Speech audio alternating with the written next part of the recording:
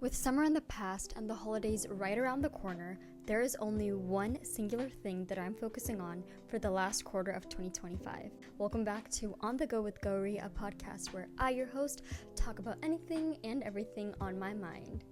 Today we're talking about one word, and that is sustaining. We started off the year strong. We had our goals, our resolutions, a vision of who we wanted to be. And some weeks we were locked in. Like super locked in. With our routines, we had a plan and we were going and achieving those goals. But other weeks, life just happened. And I feel like there's no way we can escape this. This is just the ebbs and flows of life and happenstance. And then summer came along, we traveled, we had fun with our friends, we had people visiting, we saw new things. And in those times, some things took priority, some things that were new that were not on our list prior, and other things dropped down a few levels. But now summer has faded, right? We're in fall right now. It's October when I'm recording this. And it's time to get grounded again. We need to come back to the vision that we initially had and finish off the year strong. We have to end on a high note. So what does that look like for me? It means no excuses. It means we're reevaluating our goals and we're reestablishing them on a weekly basis, on a daily basis. And I'm looking at these goals and I'm asking myself, are these goals that I'm setting for myself achievable and also enough for me to grow? Those are two big things, right? You don't want to set a goal that's far too big. I mean, of course, dream big, but if you set an intermediate goal that high and it's practically unachievable, it's going to result in negative consequences down the line. You're going to feel demotivated. You feel like you're not making any progress. These are creating adverse effects to what we wanted to do in the first place. So it's really important to dream big, but at the same time, really make sure that our goals are achievable and digestible. So for me, this is on a weekly basis and on a daily basis, looking at my tasks, looking at my deliverables, looking at my bigger picture dreams, breaking them down into smaller goals that are, again, small enough where we can achieve them, but big enough that we can grow. Sustenance means discipline. It means remembering your why constantly, having it in front of your eyes. But sustaining and maintaining that energy takes more than just motivation. It's about showing up for yourself even when you don't feel like it. It's about routine over intensity. Do the small things every day, because once that motivation, and there are going to be days like this where your motivation drops, it's your routine, that's your backbone, that's going to keep you going. If you can't do an hour, do half an hour. Can't do that? Do 15 minutes, 10 minutes, anything. Anything and everything counts as long as you're doing it. Where a majority of people lose this battle of achieving their goals is showing up for themselves, no matter to what magnitude that is. It all circles back to anchoring to your why. Every time I have one of those days where I'm in a rut or I'm in a slump or I feel icky, I start to question myself of, what is this all for? I answer myself by thinking about those bigger goals. There's a purpose why I said that. Maybe it's to look a certain way or to feel a certain way or to help my future self. Accomplishing these goals certainly means something to me, and I know it means something for you too. When you reconnect to that why, even those hard days feel like progress.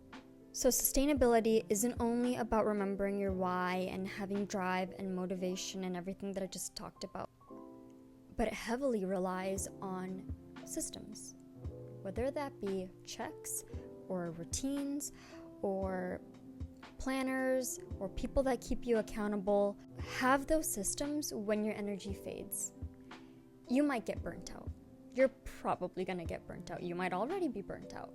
Having these systems predefined, pre-established, and in place is what's going to help you keep chugging along when you're having those rough days. What I want for you to do is, once you've set your digestible goals, I don't care how you do it, but I want everything on that list to be checked off by the end of the day.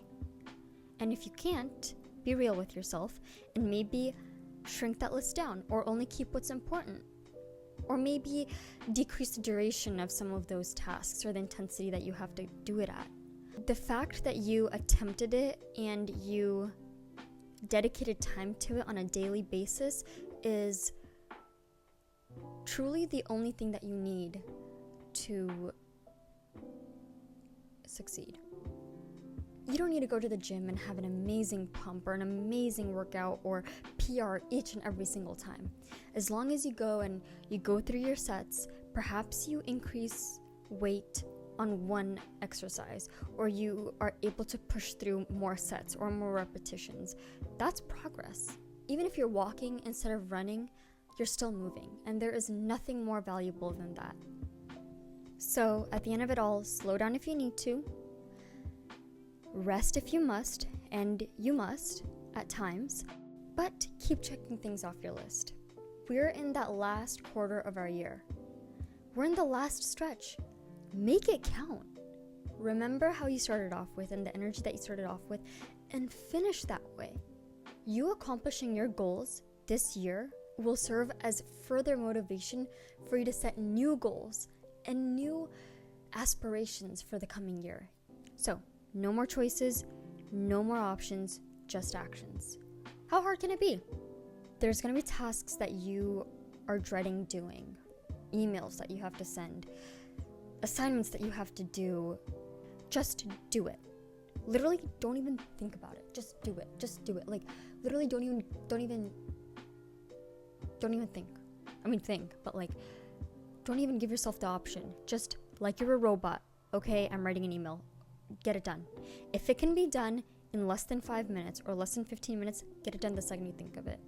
You're gonna feel so freaking good once you complete that task that you've been procrastinating on or you've been holding on for so long. Just get it done.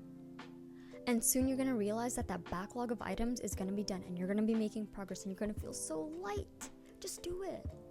Just do it. Just get it done. You can do it. I know you can do it. If I can do it, you can do it, bro. Just do it. We only have a few more months. We're going to soon enjoy the holidays with our family and our friends and do things that we love and have some time off from work and school and spend quality time with the people we love. But we can't enjoy all of these amazing things unless we put in the work. So what do we have to do? Let's put in the work. I hope this episode gave you any bit of fire or drive or motivation, if you needed it, to get back on the horse and keep going forward, because I was feeling in a rut. I was feeling very burnt out. I am still a little bit burnt out, but there's not much left of the year, so I need to make it count. And I thought, if I'm telling myself all this, maybe I'll tell you all this as well. We're all in this together. Like, we're all living life for the first time, so I'm gonna quit yapping, even though this is a podcast and that's what it's for. But anywho, I love you so much. Take care, stay safe, and I'll see you in the next one. Bye.